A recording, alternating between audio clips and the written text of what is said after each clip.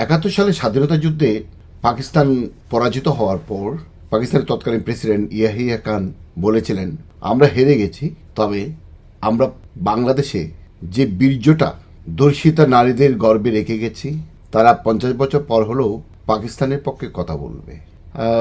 সেরকম নিদর্শন কিন্তু এখন দেখা যাচ্ছে।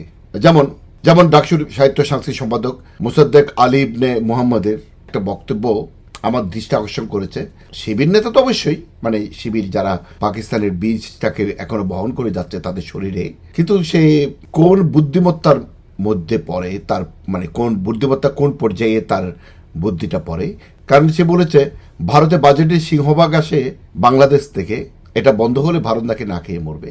আমি ভারত প্রেমী নই, তবুও বলছি ভারতের জাতীয় বাজেটের পরিমাণ হচ্ছে $650 বিলিয়ন, মানে বার্ষিক বাজেট, আর বাংলাদেশের বার্ষিক বাজেট হচ্ছে $62 বিলিয়ন।